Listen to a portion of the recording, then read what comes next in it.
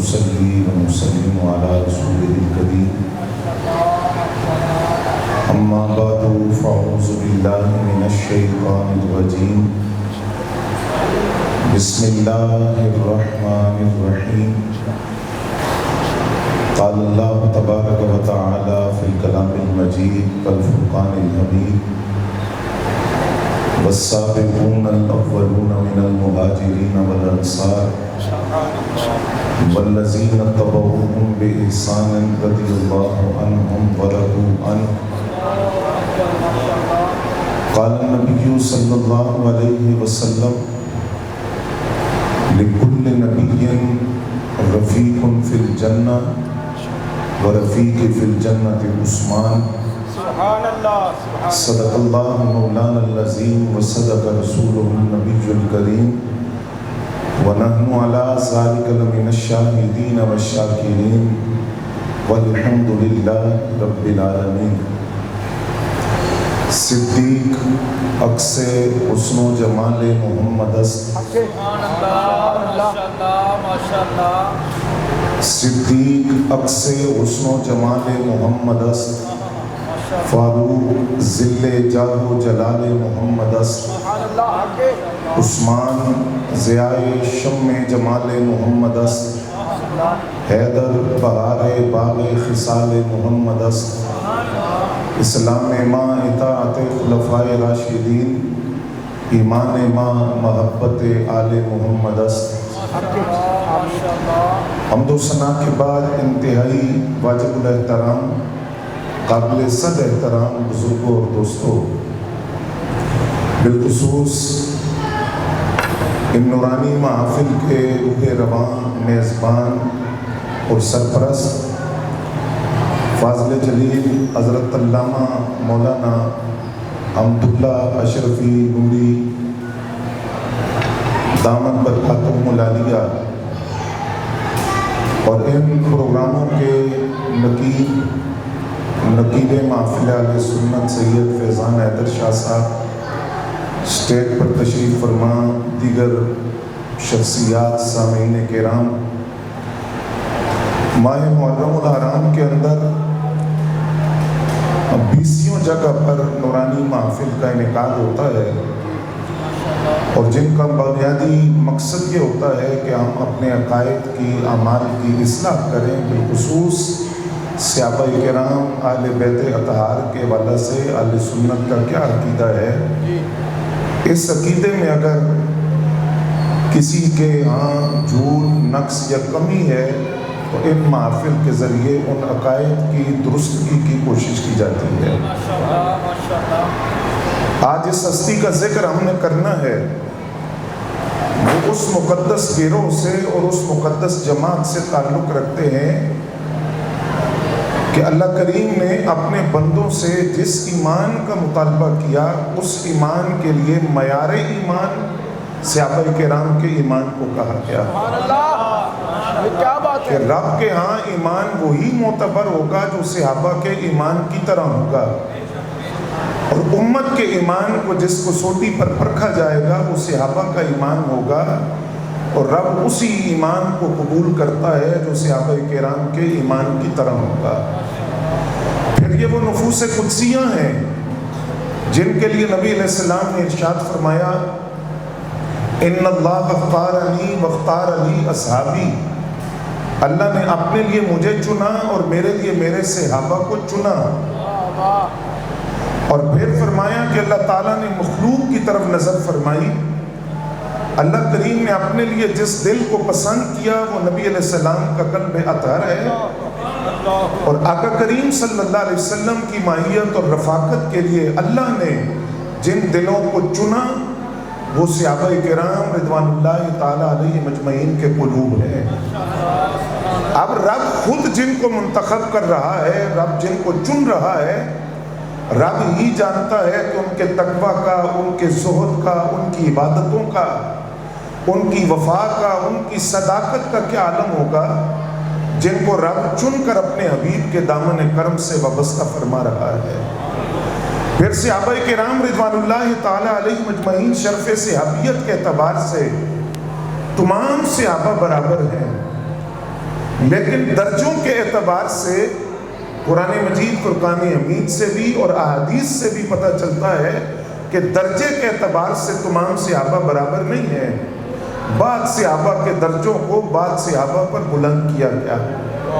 مثلا قرآن مجید فرقان حمید میں اللہ کریم نے ارشاد فرمایا لا یستوی منکم من انفق من قبل الفتح وقاتل، کہ تم میں سے جو فتح مکہ سے پہلے اسلام لائے، جن کی مالی اور جانی قربانیاں زیادہ ہیں، انہوں نے اسلام کے لیے مشکل ترین حالات کو دیکھا.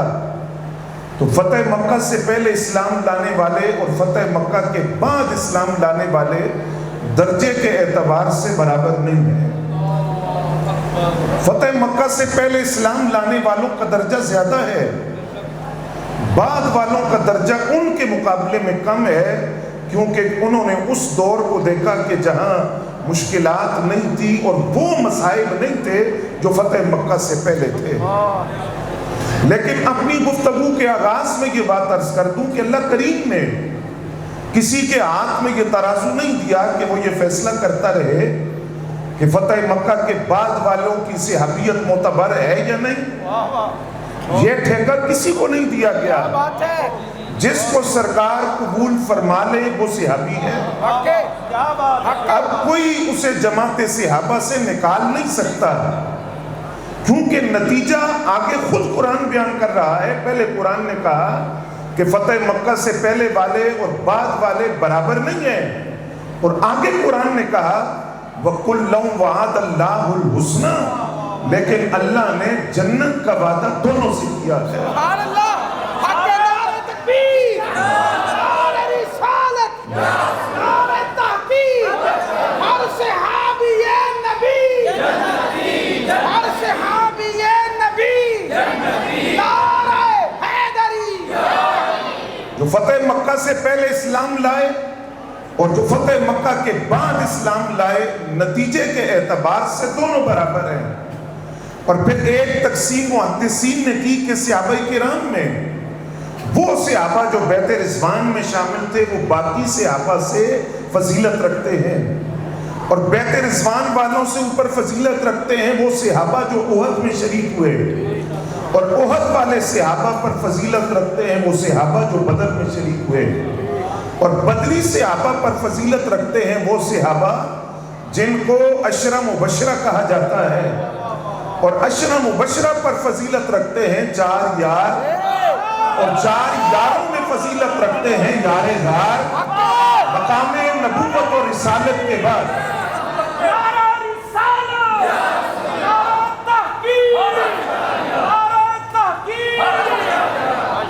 چار یاروں میں سے ساری جماعت صحابہ کا امام سید الصحابہ اور نبیوں اور رسولوں کے بعد کائنات کی افضل ترین ہستی جو بدر کے ساتھی ہیں، احد کے ساتھی ہیں، مدینہ کے بازاروں کے ساتھی ہیں، مکہ کے کوثاروں کے ساتھی ہیں، خلوت کے ساتھی ہیں، جلوت کے ساتھی ہیں، صبح کے ساتھی، شام کے ساتھی، غار کے ساتھی، مزار کے ساتھی حضرت صدیق اکبر رضی اللہ تعالیٰ عنہ کی ذات ہے.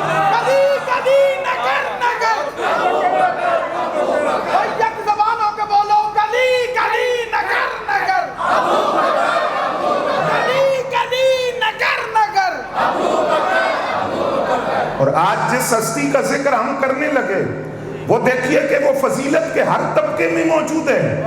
فتح مکہ سے پہلے والوں کی فضیلت ہے، حضرت عثمان غنی اس میں بھی شامل ہے. بیت رضوان والوں کی فضیلت اس میں بھی شامل ہے. بیت رضوان والوں سے اوپر درجہ ہے کس کا؟ احد والے صحابہ کا، اس میں بھی شامل ہے. بدری صحابہ میں بھی شامل ہے. بدری صحابہ سے آگے درجہ ہے عجم کا سربراہ کہہ رہا ہے کہ ہو جائے گا. یہ ریاست مدینہ ہے جہاں عوام کا درد سمجھا جاتا ہے. یہ وہ ریاست نہیں کہ جہاں 18 افراد 2 گھنٹے چیختے رہے اور کوئی مدد کے لیے نہ آیا اور کئی افراد پانی کی نظر ہو گئے. یہ ریاست مدینہ ہے جہاں حضرت صدیق اکبر پاک فرماتے ہیں شام تک ہو جائے گا. کیسے ہو جائے گا؟ لوگوں نے کہا ہم نہیں جانتے کیسے ہوگا، لیکن صدیق نے کہا ہے شام کا وقت ہوتا ہے، لوگ انتظار میں ہیں.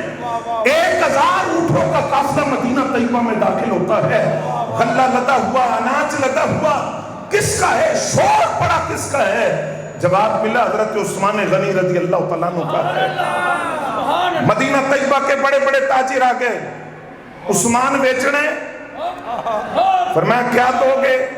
1 پر 2 گنا، فرمایا تھوڑا ہے، 3 گنا، فرمایا تھوڑا ہے، 4 گنا، فرمایا یہ بھی تھوڑا ہے، 5 گنا، فرمایا تھوڑا ہے، اس سے زیادہ چاہیے۔ عثمان مدینہ کے سارے تاجر یہاں موجود ہے، اب ہم دیکھتے ہیں کون خریدے گا آپ سے، کون 5 گنا سے زیادہ نفع دے گا۔ آپ نے فرمایا پھر تم نے جانا نہیں ہے، دیکھ کر جانا کہ عثمان 10 گنا نفع پر تجارت کرے گا، 10 گنا نفع پر تجارت کرے گا۔ عثمان مدینہ کے سارے تاجر یہ ہے، کون خریدے گا؟ فرمایا میں 1000 اونٹوں کا سودا اس کے ساتھ کرتا ہوں جس نے اپنے معبود کی زبان سے پیغام دیا تم مجھے 1 دو میں تمہیں 10 دوں گا۔ فرمایا یہ 1000 اونٹ میں اللہ کے راستے میں صدقہ کرتا ہوں، سامان لدا ہوا۔ اور اسی رات حضرت عبداللہ ابن عباس رضی اللہ تعالیٰ عنہ فرماتے ہیں، یہ ریاض النظرہ کی روایت ہے، فرماتے میں نے خواب میں سرکار کو دیکھا، نبی علیہ السلام سواری پر ہیں، حضور بڑی جلدی میں تشریف لے جا رہے ہیں، تو میں نے عرض کیا کہ حضور کدھر کا ارادہ ہے؟ اور سرکار دو عالم صلی اللہ علیہ وسلم کے جو نالین ہیں ان کے تسمے اتنے نورانی ہیں کہ اس سے نوری کرنیں نکل رہی ہیں۔ میں نے عرض کیا حضور کدھر کا ارادہ ہے؟ فرمایا اللہ نے عرش پر جنت میں عثمان کی شادی کا انتظام کیا ہے، عثمان نے زمین پر صدقہ کیا ہے، جہاں عثمان کی شادی کا انتظام کیا ہے میں عثمان کی شادی میں شرکت کے لیے جا رہا ہوں۔ اور فرمایا یہ تو ایک موقع ہے اور 3 مرتبہ جنت خریدی ہے سرکار سے۔ پہلا موقع وہ تھا کہ جب مسجد نبوی کے لیے زمین کی ضرورت تھی، نمازیوں کے لیے جگہ تنگ پڑ گئی، تو حضرت عثمان غنی رضی اللہ تعالیٰ عنہ نے 35,000 دینار دے کر جگہ خرید کر مسجد نبوی میں توسیع کی۔ آج کوئی عثمان نو منے یا نہ منے، سجدے مسجد نبوی میں اسی زمین پر کرتا ہے جس کی رقم عثمان غنی نے جو عثمان غنی کے پیسوں سے خریدی ہوئی زمین ہے۔ اور دوسرا موقع فرمایا جیش الاسرہ، تنگی والا لشکر، حالات کیا تھے کہ گرمی بہت تھی، بہت گرمی تھی، اور اس گرمی کے اندر شدت کی گرمی میں اور مالی طور پر بھی کمزوری تھی، سرکار نے فرمایا تبوک کے لیے مال پیش کرو۔ حضرت عثمان غنی اٹھ کر کھڑے ہوئے، حضور 100 اونٹ سامان لدا ہوا، سرکار نے اور ترغیب دلائی، سرکار 200 اونٹ اور ترغیب دلائی، حضور 300 اونٹ، مہا پالان کے سامان لدا ہوا، تبوک کے لیے میں پیش کرتا ہوں۔ نبی علیہ السلام منبر سے نیچے اترے، آپ نے فرمایا لوگوں سنو، آج کے بعد عثمان کا کوئی عمل انہیں نقصان نہیں دے گا، عثمان کچھ بھی کرے ان کا کوئی عمل انہیں نقصان نہیں دے گا۔ اس کا یہ مطلب نہیں تھا کہ حضرت عثمان غنی کو سرکار نے کھلی چھٹی دے دی کہ آپ حلال حرام کا فرق نہ کریں، جائز نہ جائز کا فرق نہ کریں، نہیں، بلکہ سرکار اعلان یہ کر رہے تھے آج کے بعد عثمان سے گناہ نہیں ہو سکتا، آج کے بعد عثمان رب کی مرضی کے خلاف کوئی کام نہیں کر سکتے۔ سرکار کو سارے صحابہ کی صالحیت پر کامل یقین تھا، لیکن برملا علی الاعلان جس کی صالحیت کا اعلان کیا ہے وہ ایک ہے جسے عثمان غنی کہا جاتا ہے۔ نعرہ تکبیر، نعرہ رسالت، نعرہ تحقیق، نعرہ حیدری، حیدری، حیدری، حیدری، ہر صحابی نبی۔ توجہ حضرات آپ کی، اور یہاں ایک اور معنی محدثین نے بیان کیا، آپ توجہ فرمائیں گے، فرمائیں اس کا مطلب یہ تھا آج کے بعد عثمان کا کوئی عمل نقصان نہیں دے گا۔ کیوں؟ فرمایا انسان اللہ کی مرضی کے خلاف چلتا ہے نفس امارہ کی وجہ سے، فرمایا اس عمل کی وجہ سے اللہ نے عثمان سے بدل دیا، نفس مطمئنہ سے بدل دیا۔ آج کے بعد عثمان کوئی ایسا کام نہیں کریں گے تو اللہ کی مرضی کے خلاف ہو۔ تو تبوک کے موقع پر جن کی صالحیت کا فرمولہ اعلان کیا گیا وہ عثمان غنی ہے، اور یہ دوسرا موقع تھا جب سرکار سے حضرت عثمان غنی نے جنت خریدی۔ تیسرا موقع حضرات، مسلمان جس وقت ہجرت کر کے مدینہ طیبہ ہے، یہ میں احسانات گنوا رہا ہوں، ذرا احسانات گنوا رہا ہوں، اور پھر عقائد کے والے سے دو ضروری باتیں بھی آپ سے عرض کرنی ہے۔ مدینہ طیبہ آئے تو یہاں میٹھے پانی کا کوئی کنواں نہیں تھا، پانی کھارا تھا۔ ایک ہی کنواں تھا جس کا پانی یہودی فروخت کرتا تھا، اور آپ جانتے ہیں کہ مہاجرین صحابہ اپنی جائیدادیں، زرعی اراضی، گھر سب کچھ چھوڑ کر مدینہ طیبہ آئے تھے۔ ہر ایک سکت نہیں رکھتا تھا کہ پانی خرید کر پی سکے۔ حضور نے فرمایا جو یہ کنواں خرید کر وقف کر دے مجھ سے جنت لے لے، خرید کر وقف کر دے مجھ سے جنت لے لے۔ اگر نبی یا علی جس کا نام ہے معاذ اللہ وہ کر کچھ نہیں سکتے اور اختیار نہیں ہے تو سرکار بار بار کیوں فرما رہے ہیں آؤ جنت لے لو، آؤ جنت کا سودا کر لو، آؤ جنت خرید لو۔ 10 صحابہ کا تو نام لے کر فرمایا تو بھی جنتی، تو بھی جنتی، تو بھی جنتی۔ جنت کا سودا بار بار ہوا۔ حضرت عثمان غنی رضی اللہ تعالیٰ عنہ کے کانوں تک بات پہنچی تو طویل روایت ہے، اس یہودی سے جا کر کنواں خریدا، خرید کر وقف کیا، اور پھر سرکار 1,00,000 دینار، کتنا؟ 1,00,000 دینار ادا کیا، خرید کر نبی علیہ السلام کی بارگاہ ناز میں حاضر ہوئے۔ حضور آپ نے فرمایا ہے کہ کنواں خرید کر وقف کر دو جنت لے لو، اگر میں خرید کر وقف کر دوں تو فرمایا عثمان جنت تم لے لو۔ پھر عرض کیا حضور پھر جنت مجھے دے دے، میں نے خرید کر وہ وقف کر دیا ہے۔ تو فرمایا 3 موقع تو وہ ہیں جہاں عثمان غنی رضی اللہ تعالیٰ عنہ نے جنت کا سودا کیا، سرکار سے جنت خریدی ہے۔ یہ تو 3 موقع یہ ہیں، اس کے علاوہ تعداد شمار نہیں کی جا سکتی جو سرکار نے نام لے کر کہا عثمان جنتی ہے، عثمان جنتی ہے، عثمان جنتی ہے۔ ہر صحابی نبی جنتی، ہر سے اگر ابو بکر، گلی گلی نگر نگر، عمر عمر عمر عمر، نگر نگر گلی گلی، غنی غنی غنی غنی، نگر نگر گلی گلی، علی علی علی علی، اب بولنا نہیں ہے، گلی گلی نگر نگر، گلی گلی نگر نگر۔ بھائی دوسری مرتبہ دوسرے یار کا نام لینا ہے، گلی گلی نگر نگر۔ اب تیسرے کی باری، نگر نگر گلی گلی، نگر نگر گلی گلی، نعرہ حیدری۔ حضرات گرامی قدر پھر 1400 صحابہ، کتنے؟ حدیبیہ کے مقام پر موجود ہیں، اور نبی علیہ السلام عمرے کی نیت سے آئے۔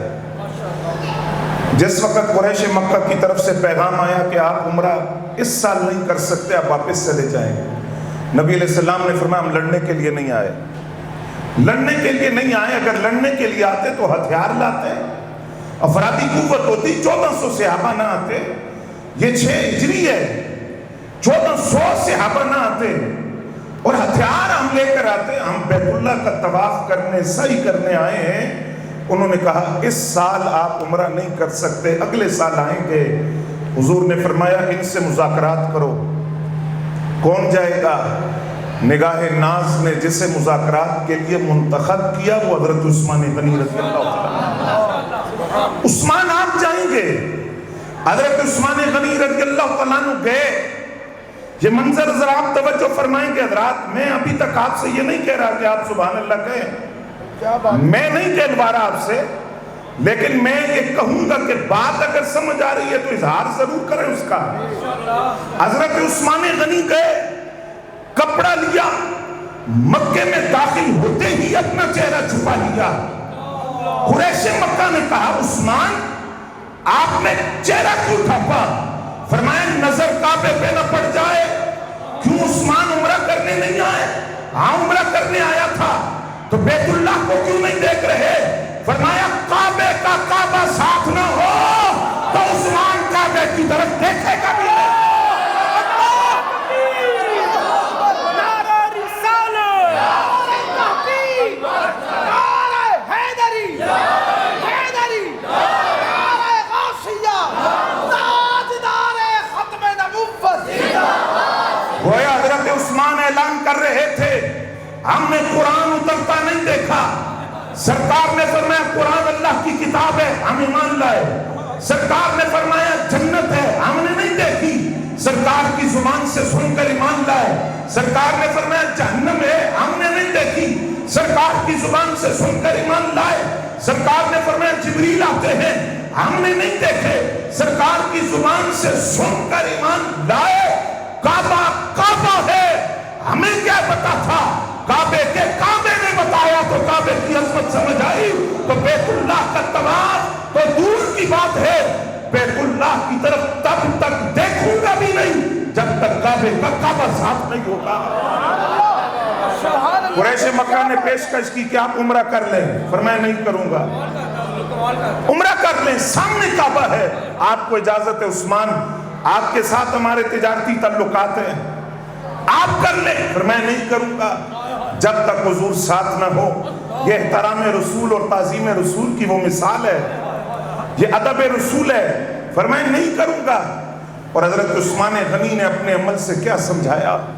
فرمایا لکھاں نمازاں پڑھ لو، لکھاں تبلیغاں کرو، بسترے اٹھا کے گلی گلی پھرو، اور اپنی پیشانیوں پر داغ سجدہ بھی سجا لو، کعبے کے پھیرے بھی لگا لو۔ تمہاری کوئی عبادت اس وقت تک قبول نہیں ہو سکتی جب تک اس عبادت سے رب کے اشعار کی تعظیم کی خوشبو نہ آتی ہو۔ فرمایا نماز فرض ہے دن میں 5 وقت پر، ظہر میں، عصر کے وقت میں پڑھ لی تو ادائیگی ہو گئی۔ رمضان کے روزے فرض ہے سال بعد، حج فرض ہے زندگی میں 1 مرتبہ، زکوٰۃ فرض ہے صاحب نصاب پر سال بعد۔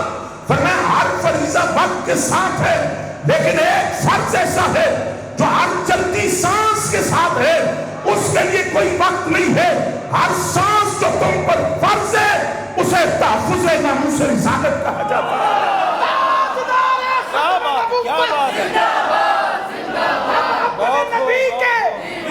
ہم اپنے نبی کے لبیک لبیک لبیک یا رسول اللہ، لبیک لبیک لبیک یا رسول اللہ، لبیک لبیک لبیک یا نعرہ رسالت، رسالت، رسالت، علماء اہل سنت۔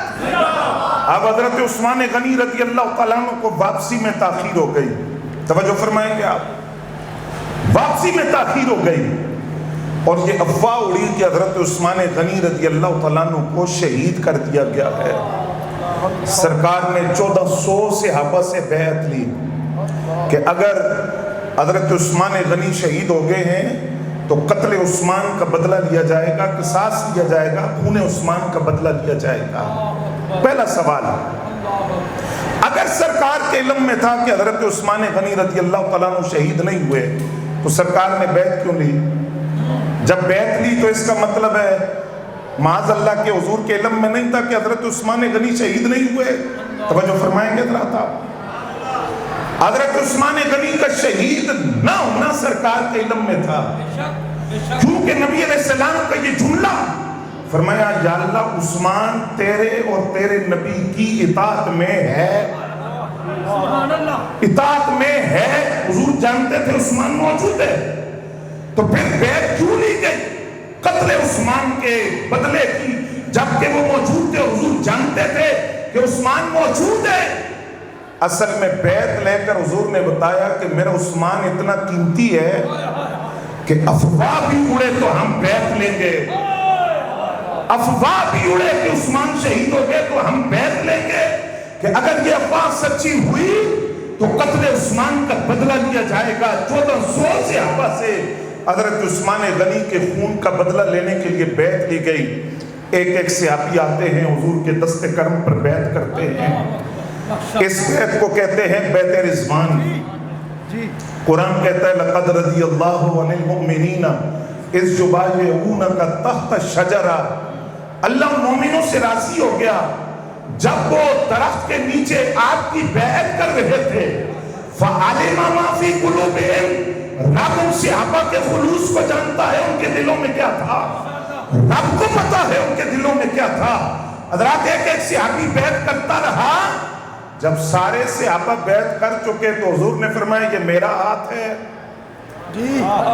توجہ فرماؤ نا، یہ میرا ہاتھ ہے، یہ عثمان کا ہاتھ ہے، یہ میرا ہاتھ ہے، یہ عثمان کا ہاتھ ہے تو یہ بھی میرا، لیکن اس وقت میں اسے عثمان کا ہاتھ قرار دیتا ہوں اور عثمان کی طرف سے میں بیعت کرتا ہوں۔ سرکار نے اپنے دست کرم کو اپنے ہی دست کرم پر رکھ کر فرمایا یہ عثمان کا ہاتھ ہے، اور عثمان کے ہاتھ کو اپنے ہاتھ پر رکھا جو رسول اللہ کا ہاتھ تھا، لیکن عثمان غنی کا ہاتھ قرار دے کر فرمایا یہ میں عثمان کی طرف سے بیعت کرتا ہوں۔ اب قرآن کہتا ہے ان الذین یبایعونک، ابھی وہ جو آپ کی بیعت کر رہے تھے، توجہ فرمائیں گے حضرات، اب آپ سبحان اللہ کہہ دیں،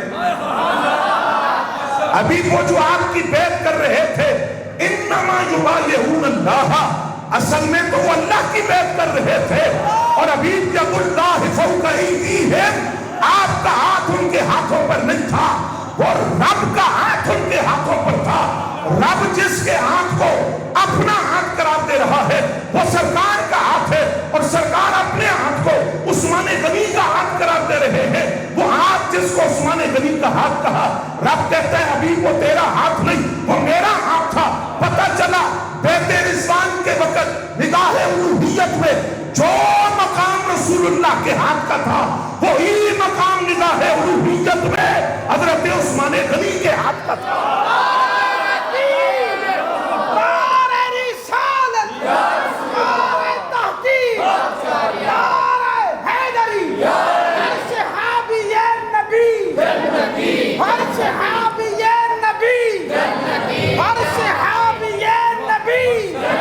توجہ حضرات، شعر شور میں نو آندے کوئی نہیں، میں ویسے بے سرا آدمی ہوں اور شعر یاد بھی نہیں رہتے، میرے پاس جو ہے وہ میں آپ کے سامنے پیش کر دوں۔ حضرت کی کرم نوازی جنہوں نے یاد کیا اور میں سبق سنانے کے لیے حاضر ہو گیا۔ توجہ حضرات آپ کی، اور پھر دوسرا اعزاز حضرت عثمان غنی رضی اللہ تعالیٰ عنہ کا کیا کہ حضرت آدم علیہ السلام سے لے کر حضرت عیسیٰ علیہ السلام تک کسی نبی کے امتی کے نکاح میں کسی نبی کی 2 بیٹیاں نہیں آئیں۔ حضرت عثمان غنی کے نکاح میں سرکار کی 2 شہزادیاں، اعلیٰ حضرت فرماتے ہیں نا، نور کی سرکار سے پایا 2 شالہ نور کا، اور مبارک تم کو ذوالنورین جوڑا نور کا، جوڑا نور کا۔ پہلے حضرت رقیہ پاک سے نکاح ہوا، پھر دوسری شہزادی سرکار کی حضرت ام کلثوم پاک کو نکاح میں آئی۔ کتنی شہزادیاں سرکار کی؟ کتنی شہزادیاں ٹوٹل؟ 4، سارے بولے 4 شہزادیاں سرکار کی۔ سیدہ زہرا پاک عمر کے اعتبار سے چھوٹی ہے، فضیلت کے اعتبار سے تینوں سے بڑی ہے، کیونکہ سرکار کا نسب اور نسل جس شہزادی سے چلی ہے وہ سیدہ زہرا پاک کے ساتھ ہے۔ سیدہ رقیہ پاک دوسرے نمبر پر، سیدہ زینب پاک سے چھوٹی شہزادی، نکاح کیا۔ اب اس نکاح کو اس جملے میں سمجھئے، حضور فرماتے ہیں جن سے میں نے نکاح کیا یا جو میں نے نکاح میں دی یعنی اپنی بیٹیاں، اور جن سے میں نے نکاح کیا یعنی ازواج مطہرات، فرمایا وہ رب کا انتخاب تھا۔ رب نے کہا کہ ان سے نکاح کرو، دونوں عورتوں سے میں نے نکاح کیا، اور اپنی بیٹیوں کے رشتے وہاں دیے جہاں رب نے کہا۔ وہ رب کا انتخاب تھا جہاں اپنی بیٹیوں کے رشتے دیے۔ تو حضرت عثمان غنی پاک کو پہلے حضرت سیدہ رقیہ رضی اللہ تعالیٰ عنہ کا رشتہ دیا، اور قریش کی عورتیں کہتی تھی کہ اس سے خوبصورت جوڑا ہم نے نہیں دیکھا۔ ایک مرتبہ آقا کریم صلی اللہ علیہ وسلم نے حضرت اسامہ بن زید کے ہاتھ کھانے کی کوئی چیز بھیجی۔ اب یہ پردے کی آیت ابھی نہیں اتری تھی، حضرت اسامہ بن زید ویسے بھی عمر میں چھوٹے تھے، آپ جب کھانے کی چیز دے کر واپس گئے تو حضور نے فرمایا جوڑا کیسا لگ رہا تھا؟ کیسا لگ رہا تھا جوڑا؟ لفظ سنیے صحابی کے، کہتے ما رأیتو احسن زوجن منہا، سرکار اس سے بڑھ کر خوبصورت جوڑا میں نے نہیں دیکھا۔ کیونکہ حضرت عثمان غنی ظاہری حسن و جمال بھی رکھتے تھے، باطن کے تو بڑے سونے تھے، ظاہری حسن و جمال بھی تھا، اور دوسری طرف تو حضور کی شہزادی ہے سیدہ رقیہ پاک۔ اور پھر ایک موقع وہ تھا کہ حضرت عثمان غنی رضی اللہ تعالیٰ عنہ نے کھانے کی کوئی چیز سرکار کو بھیجی، جہاں توجہ فرمائیں گے نبی علیہ السلام موجود نہیں تھے جب حضور تشریف لائے تو عرض کے حضور یہ عثمان اور رقیہ رضی اللہ تعالیٰ عنہ ماں کے گھر سے آپ کے لیے ہدیہ تحفہ آیا ہے، لفظ سننا ذرا سرکار پہ۔ حضور نے فرمایا یا اللہ عثمان تجھے راضی کرنا چاہتا ہے۔ جنہاں توجہ فرمائیے وہ بولے سبحان اللہ۔ یا اللہ عثمان تجھے راضی کرنا چاہتا ہے، کھانے کی چیز بھیجی سرکار کے لیے، اور سرکار فرما رہے یا اللہ عثمان تجھے راضی کرنا چاہتا ہے، یعنی وہ جو بریلی والے نے فرمایا خدا کی رضا چاہتے ہیں تو آدم، خدا چاہتا ہے رضائے محمد، یعنی تحفہ میرے لیے بھیجا ہے لیکن مجھے تحفہ بھیج کر عثمان خدا کو راضی کر رہے ہیں، کیونکہ کلہم یطلبون ردائی وانا اطلب رضاک یا محمد۔ فرمایا پیارے سارے میری رضا چاہتے ہیں اور پیارے میں تیری رضا چاہتا ہوں۔ کیا بات ہے!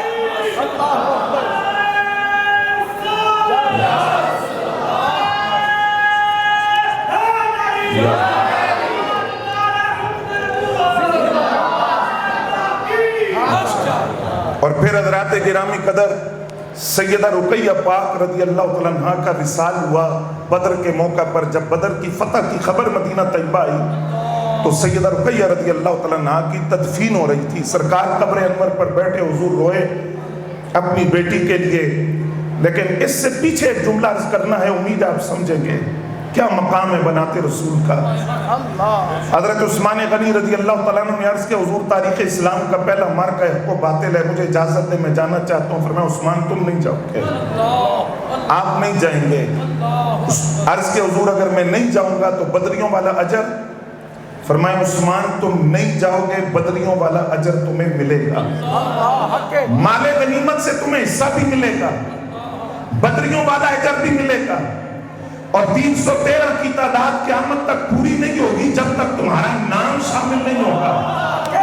تم بدر میں نہیں جاؤ گے، تلوار نہیں چلاؤ گے، کافروں کو واسطے جہنم نہیں کرو گے، لیکن تمہارا نام بدری صحابہ میں شامل رہے گا، کیونکہ کائنات کا مالک اور مختار کہہ رہا ہے کہ تم بدری ہو۔ کیا بات ہے! حضور کیوں نہیں جاؤں گا؟ فرمایا رقیہ بیمار ہے، آپ رقیہ کی تیمارداری کریں، بدری صحابہ والا اجر آپ کو مدینہ طیبہ میں ہی ملے گا، آپ رقیہ کی تیمارداری کریں۔ یہاں محدثین نے ایک جملہ لکھا، فرماتے ہیں اس کا مطلب یہ ہوا سیدہ رقیہ رضی اللہ تعالیٰ عنہ کی تیمارداری کا اجر برابر ہے بدری صحابہ کے اجر کے۔ جو اجر بدری صحابہ کا ہے وہی اجر بنت رسول کی تیمارداری کا ہے، تو اگر بیٹیوں کا مقابلہ نہیں ہو سکتا تو پھر سرکار کی ذات کا مقابلہ کیسے ہوگا؟ کیا بات ہے! اور پھر دوسرا نکاح حضرت ام کلثوم رضی اللہ تعالیٰ عنہ سے ہوا، اور حضرت ام کلثوم رضی اللہ تعالیٰ عنہ جب حضرت عثمان غنی رضی اللہ تعالیٰ عنہ کے نکاح میں آئیں اور ان کا انتقال ہو گیا، پردہ فرما گئی، تو نبی علیہ السلام نے فرمایا عثمان میری 40 بیٹیاں بھی ہوتی تو ایک ایک کر کے تیرے نکاح میں دے دیتا۔ اب میں آپ سے ایک سوال کرنا چاہتا ہوں حضرات، آج اگر ہم اپنی بیٹی یا بہن کی نسبت کہیں طے کرتے ہیں تو ہم یہ دیکھتے ہیں کہ وہ لڑکا کرتا کیا ہے، اس کی نیکی، اس کی پارسائی، اس کا تقوی، اس کا اٹھنا بیٹھنا، اس کی سوسائٹی، اس کی صحبت، اس کی سنگت، اس کا یارانہ کیسا ہے۔ ہم نے چھان بین کر لی، لڑکا بڑا پارسا ہے، متقی ہے، نیک ہے، لیکن ہم بالکل 100% یقین سے نہیں کہہ سکتے کہ یہ ایسا ہی ہے۔ ہو سکتا ہے وہ تسنن سے کام لے رہا ہو، بناوٹ سے کام لے رہا ہو، اندر وہ تقوی نہ ہو، اندر وہ نیکی نہ ہو، اندر سے اس کا باطن پاکیزہ اور ستھرا نہ ہو، سرکار تو ظاہر بھی دیکھتے ہیں باطن بھی دیکھتے ہیں، تو یقیناً بیٹی کا رشتہ دیکھتے ہوئے سرکار نے ظاہر بھی دیکھا، عثمان کا باطن بھی دیکھا، کتنا ستھرا تھا عثمان غنی کا باطن۔ فرمایا 40 بیٹیاں بھی ہوتی تو ایک ایک کر کے عثمان کے نکاح میں دے دیتا۔ توجہ حضرات آپ کی۔ اور پھر حضرت عثمان غنی رضی اللہ تعالیٰ عنہ حضرات گرامی قدر، ان کا یہ اعزاز کہ آقا کریم صلی اللہ علیہ وسلم نے ان کو جنتی ہونے کی خوشخبری، یہ میری گفتگو کا سب سے عام حصہ ہے اور اس پر مجھے امید ہے کہ آپ سمجھیں گے بات کو۔ حضرت ابو موسیٰ شریف فرماتے ہیں کہ نبی علیہ السلام فرماتے ہیں میں نے وضو کیا، وضو کر کے میں گھر سے نکلا اور میں نے یہ ارادہ کیا کہ آج میں پورا دن سرکار کی خدمت میں رہوں گا۔ کہتے ہیں میں نے تلاش کیا، صحابہ سے پوچھا، صحابہ نے اشارہ کیا کہ حضور ادھر تشریف لے گئے ہیں۔ بیر عریس پر حضور تشریف لے گئے اور اس کی جو مڈیر ہے یعنی کنویں کے گرد جو دیوار ہوتی ہے اونچی، اس پر سرکار تشریف فرما ہے اور سرکار کی پنڈلیاں مبارک کنویں کے اندر ہے اور اس مڈیر پر حضور تشریف فرما ہے۔ کہتے میں نے عرض کیا حضور کو حکم، فرمایا تم دروازے پر بیٹھ جاؤ۔ کہتے ہیں میں نے کہا آج میں سارا دن رسول اللہ کا دربان بن کر حضور کی چوکھٹ پر بیٹھوں گا۔ یہ صحابہ ہیں، سارا دن دربان بن کر بیٹھوں گا۔ میں بیٹھ گیا تو آواز آئی، اجازت طلب کی گئی۔ میں نے عرض کیا حضور ابو بکر آئے ہیں رضی اللہ تعالیٰ عنہ۔ حضور نے فرمایا انہیں اجازت بھی دو، وَبَشِّرْهُ بِالْجَنَّةِ، اور انہیں جنت کی خوشخبری بھی دو۔ حضرت صدیق اکبر رضی اللہ تعالیٰ عنہ آئے دائیں جانب سرکار کے بیٹھ کے، پھر عرض کیا حضور عمر آئے ہیں، فرمایا آنے دو اور جنت کی خوشخبری بھی دو۔ حضرت عمر پاک آ کر حضور کی دوسری جانب آپ بھی نبی علیہ السلام کی خدمت میں حاصل ہوئے۔ کہتے ہیں پھر میں نے عرض کیا حضور عثمان آئے ہیں، فرمایا جنت کی خوشخبری بھی دو اور عثمان سے کہو کہ ان پر مصیبت آئے گی، ان پر ایک آزمائش آئی تھی۔ حضرت عثمان غنی نے پہلے اللہ کا شکر ادا کیا جنت کی خوشخبری ملنے پر، پھر کہا کہ سرکار جیسا آزمائش کی خبر دی ہے میں اس میں اللہ سے مدد مانگتا ہوں۔ یہ کہہ کر حضرت عثمان آئے، اب چونکہ سامنے جگہ نہیں تھی، جہاں سرکار تشریف فرما ہے وہاں ایک جانب حضرت صدیق اکبر، حضرت عمر پاک تو حضرت عثمان غنی سامنے بیٹھ گئے۔ یہاں محدثین کہتے ہیں ایک ترتیب بھی پتہ چلی، ترتیب بھی پتہ چلی، پہلے حضرت ابو بکر پاک آئے، پھر عمر پاک، پھر حضرت عثمان غنی رضی اللہ تعالیٰ، دونوں سامنے بیٹھ گئے سرکار کے ساتھ۔ حضرت عثمان غنی ان دونوں کے سامنے بیٹھ گئے، فرمائے یہی ترتیب برزخی زندگی میں بھی ہے، دونوں سرکار کے ساتھ موجود ہیں اور حضرت عثمان غنی ان دونوں کے سامنے جنت البقیع میں موجود ہے۔ وہی ترتیب آج برزخی زندگی میں ہے کہ وہ حضور کے پہلو میں ہے اور حضرت عثمان غنی سامنے جنت البقیع میں آرام فرما ہے۔ جہاں سرکار نے خبر کی کہ آپ پر ایک آزمائش آئی تھی، دوسری حدیث نبی علیہ السلام کی خدمت میں حضرت عثمان غنی آئے، آپ نے حضرت عثمان غنی رضی اللہ تعالیٰ عنہ کے کندھے پر 3 مرتبہ ہاتھ مار کر فرمایا عثمان تمہیں قمیض پہنائی جائے گی، تم نے اتارنی نہیں ہے، قمیض پہنائی جائے گی، منافقوں کے گروہ اس کو اتارنے کی کوشش کرے گا، عثمان کچھ بھی ہو جائے تم نے اس قمیض کو اتارنا نہیں جہاں تک کہ قیامت کے دن تم مجھ سے ملو۔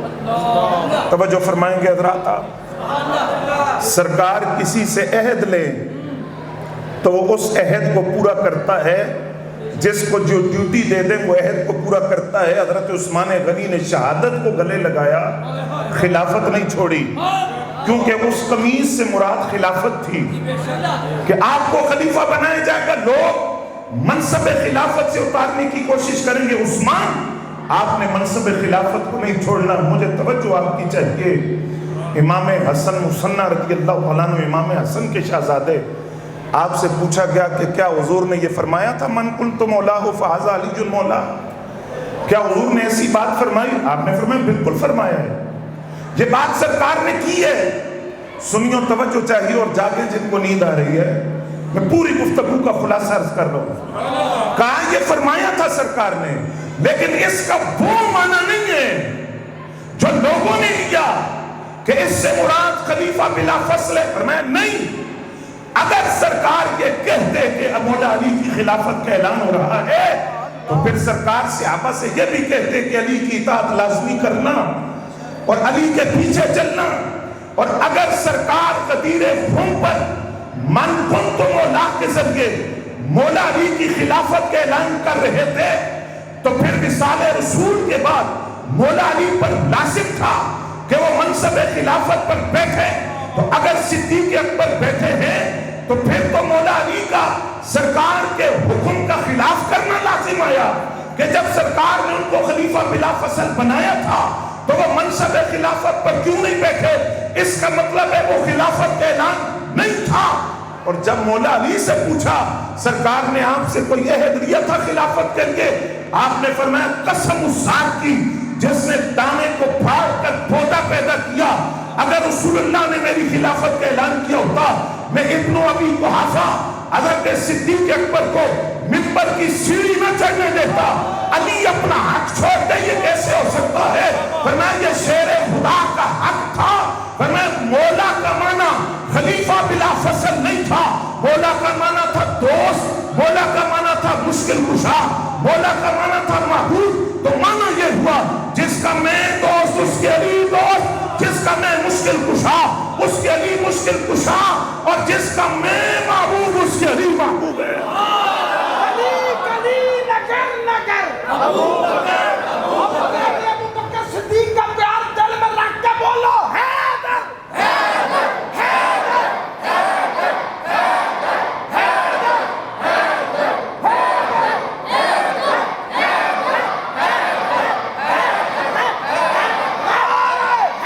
حیدر توجہ فرمائیں گے حضرات؟ فرمایا علی کا حق کوئی چھین لے.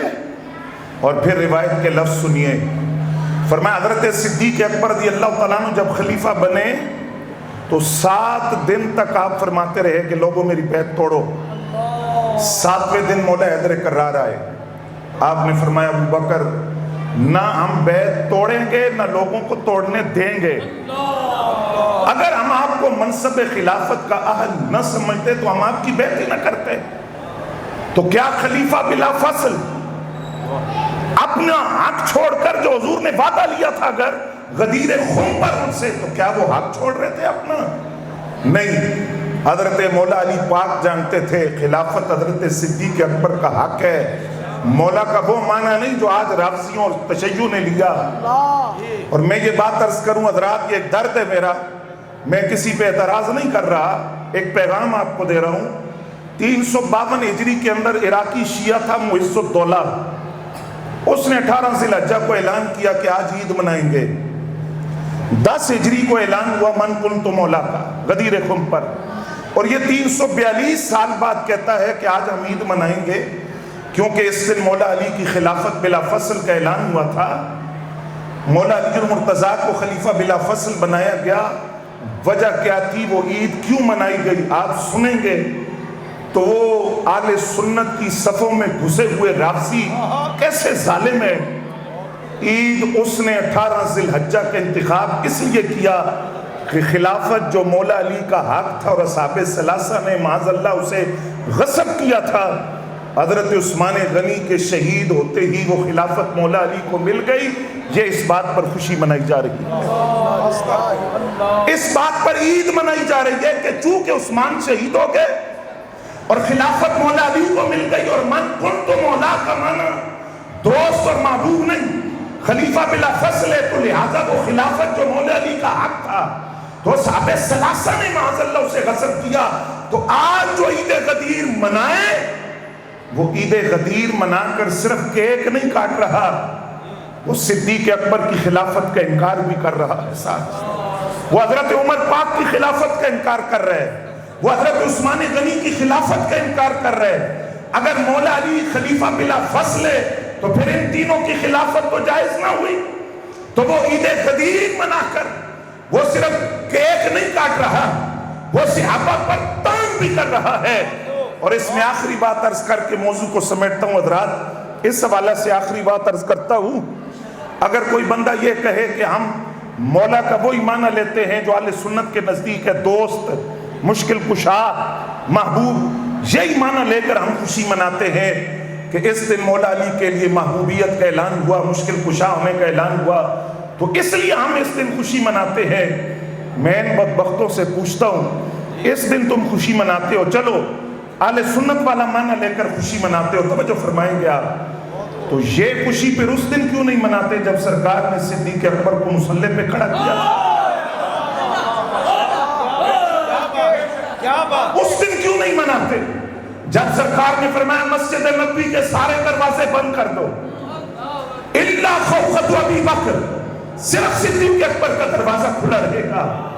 یہ خوشی پھر اس دن کیوں نہیں ہے؟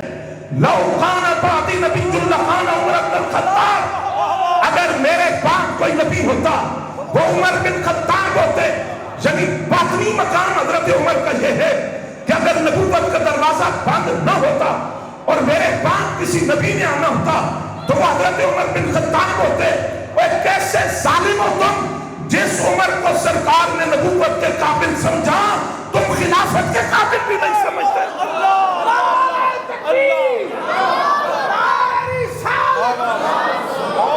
صدا بلند کرنی ہے، گلی گلی نگر نگر۔ اب تو حضرت عمر کا نعرہ ہے، یہ غیرت کا نعرہ ہے، مولا علی کا نعرہ، دلیری کا نعرہ ہے۔ اب میں کہوں گا نگر نگر گلی گلی، آپ نے 2 مرتبہ کہنا ہے عمر عمر، 2 مرتبہ کہنا ہے علی علی، ہن بولو نگر نگر گلی گلی، نگر نگر گلی گلی، بھائی آواز اونچی نہیں چاہیے، عمر عمر علی علی، نگر نگر گلی گلی، نگر نگر گلی گلی، نگر نگر گلی گلی۔ اب 18 ذی الحجہ چونکہ تاریخ شہادت حضرت عثمان غنی کا، تو یہاں عید غدیر منائی جائے یا یہ کہا جائے کہ ہم بیت رضوان والے بھی ہیں اور عید غدیر والے بھی ہیں؟ کیوں بھائی؟ بیت رضوان تو قرآن میں، عید غدیر کدھر ہے؟ بیت رضوان کا ذکر تو قرآن میں ہے، ابھی میں نے آیت پڑھی آپ کے سامنے، حدیبیہ کا جو منظر یہی بیت رضوان ہے، عید غدیر کہاں ہے؟ ہم عید غدیر والے نہیں ہیں، ہم عید غدیر منا کر صحابہ ثلاثہ پر تان نہیں کر سکتے، یا اہل سنت کا مزاج ہے کا مسلک۔ مولا علی المرتضیٰ کا ولایت ہمارے ایمان کا حصہ ہے، اور ولی اس وقت تک ولی بنتا نہیں جب تک اس کی ولایت پر مولا علی کی مہر نہ لگ جائے۔ توجہ حضرات آپ کی، حضرت عثمان غنی کی شہادت کے اسباب کیا تھے بہت کم لوگ جانتے ہیں، میں اس کے بالکل ایک سادہ سی مثال عرض کرتا ہوں۔ آج جس طرح امریکہ عراق پر حملہ کرنے لگا تو اس نے کہا کہ صدام حسین یا عراق جو ہے یہ ایٹمی بم تیار کر رہے ہیں، نقصان ہوگا، بیس بنائی گئی، الزام لگا کر، یا کسی بھی مملکت اسلامیہ پر ان عالمی بدماشوں نے حملہ کیا تو پہلے الزام لگائے، الزام لگا کر اس بنیاد پر حملہ کیا۔ بالکل یہی منظر ہے حضرت عثمان غنی کی شہادت کا۔ عبداللہ ابن سبا کی قیادت میں منافقین نے پہلے الزامات لگائے، ان الزامات کی مختلف گورنروں پر الزام لگے، ریاست اسلامیہ کے مختلف معاملات پر الزام لگا کر منافقین نے راستہ ہموار کیا۔ اس کے بعد حضرت عثمان غنی رضی اللہ تعالیٰ عنہ کو جب خبر پہنچی تو آپ نے، توجہ فرمائیں گے آپ، حضرت عبداللہ ابن عمر، محمد بن مسلمہ، حضرت عمار بن یاسر رضی اللہ تعالیٰ عنہ، حضرت اسامہ بن زید رضی اللہ تعالیٰ عنہ، ان کو تحقیقاتی کمیشن بنا کر مختلف علاقوں میں بھیجا کہ یہ جو شکایات ہیں اور یہ جو الزامات ہیں ان کی تحقیق کرو۔ وہ واپس آئے، سب نے کہا کہ جناب نہ کوئی عوام نے شکایت کی ہے، نہ خواص نے شکایت کی، ایسا کچھ بھی نہیں ہے۔ اس کے بعد بھی حضرت عثمان غنی نے حج کے آگے آ رہا تھا، اعلان کیا آپ نے فرمایا حج کے موقع پر تمام ریاست اسلامیہ کے گورنر آ جائیں، اور عوام سے بھی کہا کہ آؤ، اگر عثمان نے تمہارا حق کھایا ہے یا تو معاف کر دو یا عثمان سے وصول کرو۔ لوگ روئے اور رو کر حضرت عثمان غنی کو دعائیں دی انہوں نے کہ آپ نے ایسا کچھ نہیں کیا، वहीं रियासत इस्लामिया के गवर्नरों ने कहा कि ये जो मुनाफिकीन है बागी, इनका फितना सर चढ़कर बोल रहा है ये आप पर हमला कर देंगे, इसलिए आप क्या करें, इन पर हमला कर दें। आपने फरमाया मैं ऐसा कुछ नहीं करूंगा।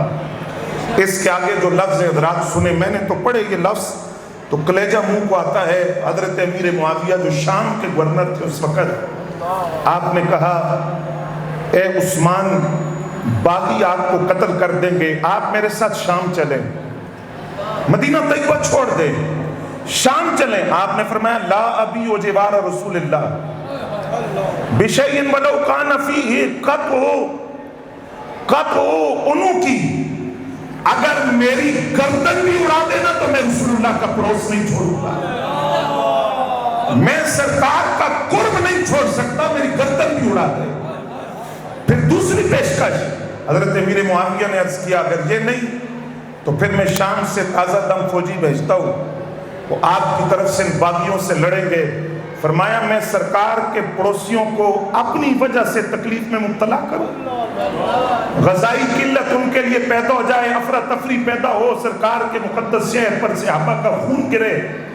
उस्मान ऐसा नहीं करेगा, शहादत का जाम नोश कर लेगा। यहाँ तक कि ये जो बागी थे ये हाजियों के रूप में मदीना तैयबा में दाखिल हुए, आपके घर का मुआसरा किया गया। मस्जिद नबी में जब आप नमाज अदा कर रहे हैं पथराव किया गया, आप जख्मी हो गए, बेहोश हो गए, उसी हालत में आपको घर लाया गया। और फिर हजरत उस्मान गनी के हाथ से वो असा जो सरकार हाथ में लेकर खुतबा दिया करते थे, वो असा उसको तोड़ा गया। मस्जिद नबी शरीफ में आपके दाखिले पर पाबंदी लग गई, मुआसरा हो गया घर का। 40 दिन तक वो मुआसरा रहा, खाने पीने की कोई चीज आपके घर तक पहुंचने नहीं दी जाती थी। अब कोई जालिम इस दिन केक काटे, इस दिन खुशी मनाए जब इतनी दर्दनाक शहादत है हजरत उस्मान गनी रज़ी अल्लाह तआला अन्हु की। हज़रात फिर छत के रास्ते से आपने अपने एहसानात उनको याद करवाए। फरमाया पहचानो तो सही मैं कौन हूँ, मैंने ज़माने जाहिलियत में भी कभी शराब नहीं पी, ज़माने जाहिलियत में कभी चोरी नहीं की, बदकारी के करीब नहीं गया, झूठ नहीं बोला मैंने जब सरकार की बैत की है उस दिन से मैंने अपने दाएं हाथ से कभी शर्मगाह को नहीं छुआ। बेरे रूमा मैंने खरीदा जिसका पानी तुम पीते हो, जिस मस्जिद में नमाजें तुम पढ़ते हो उसकी जमीन मैंने खरीद कर दी है। क्या तुम भूल गए कि मैंने जैशुल उसरा के लिए सामान लेकर दिया, और क्या तुम भूल गए कि सरकार ने मेरे जन्नती होने की बशारत दी है। हज़रात गिरामी कदर 18 ज़िलहज्जा 40 दिन के मुहासरे के बाद छत के रास्ते से बागी अंदर दाखिल हुए, दरवाजे से जा नहीं सकते थे क्योंकि हैदर कर्रार के बेटे खड़े थे। उस्मान के दरवाजे के एक तरफ इमाम हसन पाक है और दूसरी तरफ इमाम हुसैन पाक है। छत के रास्ते अंदर गए, किस शान से हजरत उस्मान गनी गए। जिस दिन आपकी शहादत होती है उस दिन भी आपने 20 गुलाम आजाद किए, और आप तहमत बांधते थे, पजामा नहीं पहनते थे। उस दिन आपने पजामा पहना कि सतर न खुल जाए, पता था कि शहादत का वक्त करीब आ गया। और फिर आपने फरमाया रोजे की हालत है, अफ्तार में रसूलुल्लाह के साथ करूंगा और शेखैन के साथ करूंगा। कुरान आपने मंगवाया, सामने खोल कर रखा, कुरान की तिलावत आपने शुरू कर दी। इसी दौरान हजरत उस्मान गनी को शहीद कर दिया। ये एहसास भी हजरत उस्मान ज़ुन्नुरैन के हिस्से में आया कि किसी की शहादत की गवाही बदर का मैदान देगा, किसी की शहादत की गवाही उहद का मैदान देगा, किसी की शहादत की गवाही यमामा का मैदान देगा। उस्मान तेरी शहादत की गवाही रब का कुरान देगा। हजरत उस्मान गनी रज़ी अल्लाह तआला अन्हु की शहादत तारीख़ इस्लाम की वो दर्दनाक शहादत है। वो जो सरकार ने फरमाया था उमर के जाने के बाद फितनों का दरवाजा खुलेगा, इस्लाम के कले में दरारें पड़ जाएंगी, फितने आएंगे। विसाले उमर के बाद सबसे बड़ा फितना हजरत उस्मान गनी के साथ बागियों का वो सलूक देखा गया। अब्दुल्ला इब्न सबा और फितना सबाइया जिसके नतीजे में आप शहीद हो गए, लेकिन हजरत उस्मान गनी ने पैगाम दिया, मैंने अपने नबी का अहद पूरा कर दिया। हुजूर ने फरमाया था उस्मान ये कमीज उतारने की कोशिश करेंगे, तूने नहीं उतारी। اس عہد کو پورا کر کے 18 ذی الحجہ کو حضرت عثمان دنیا سے رخصت ہوئے۔ حضرات آپ سے ریکویسٹ یہ ہے کہ ماہ محرم کے اندر بھی، اور ویسے بھی آپ دیکھتے ہیں بدعقیدگی کا سیلاب ہے، عقیدوں پر ڈاکہ ڈالنے کی کوشش کی جا رہی ہے، ہر لمحہ یہ دعا مانگا کریں، یا اللہ رہیں سنی، بولے نہ سارے، رہیں سنی، جییں سنی، مریں سنی، اٹھیں سنی، کیونکہ آل سنت کا ہے بیڑا پار، اصحاب حضور نجم ہیں اور ناؤ ہے فطرت رسول اللہ کی، وما علینا الا البلاغ۔